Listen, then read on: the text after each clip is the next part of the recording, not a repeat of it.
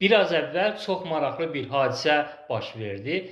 Bir oxucum mənə yazıb ki, Sahil bəy, mən sizin kitabınızı almaq istəyirəm. Nəsə kitabımı aldı o oxucu. Soruşdum ki, siz kitabımı nə üçün alırsınız? Dedi, Sahil bəy, mən kitabınızı ona görə alıram ki, həm özümdə, həm də övladımda özünə hörmət və özünə inam hissi formalaşsın.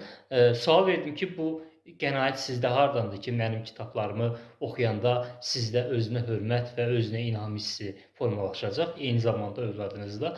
Dedi, sizin çıxışlarınızda, sizin yazılarınızda mən bu hissi görürəm və sizin çıxışlarınızı izləyəndə mənim özümə hörmətim artır. Uşaqlarıma da izlətdirirəm və əminəm ki, kitablarınızı da özüm və övladım oxusa, özünə hörmət və özünə inam hissi formalaşacaq. Kitablarınız bu dəyərləri bizə aşılayacaq. Həqiqətən də çox maraqlı bir oxucu yanaşmasıdır. Oxucu çox doğru bunları qeyd edibdir. Mənim kitablarımın əsas özəlliyi bəs özünə hörmət və özünə inam hissinin formalaşmasıdır. Hərdən mənə sual verirlər, Sahil bəy, Azərbaycanda sizi çox istəyir insanlar. Nəyə görə sizə qarşı bu aşırı sevginin səbəbi nədir? Bax, səbəbini həmin oxucunun qeyd etdiyində axtarmaq lazımdır. İnsanlar məni ona görə Azərbaycanın hər bölgəsində, hər şəhərində, hər kəndində çox istəyirlər ki, mənim kitablarım, çıxışlarım insanlara özünə hörmət hissi aşılayır, özünə inanmaq hissi aşılayır.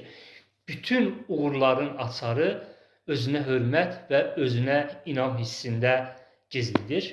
Ona görə də həqiqətən də əgər bir insan özünə inanırsa, özünə güvənirsə, o insan həm xoşbəxt insan olacaq, həm də uğurlu insan olacaqdır. Bax, mən Sahil Hüseynov bugünə qədər nə əldə etmişəmsə, özünə inam və özümə hörmətim sayəsində əldə etmişəm. Özünə inanan insan, özünə hörmət edən insan heç vaxt alkoqol qəbul etməz, heç vaxt narkoman olmaz, heç vaxt avara olmaz. O hər zaman uğurlu insan olar, xoşbəxt insan olar və sağlam həyat tərzi keçirən insan olar. Ona görə ki, o insan özünə hörmət edir və özünə inanır və onun öz hörmətini aşağı salan heç bir davranışı özünə rəva görməz. Həqiqətən də oxucumla olan bu dialoqum məni çox təsirləndirdi və çox maraqlı bir dialoq oldu.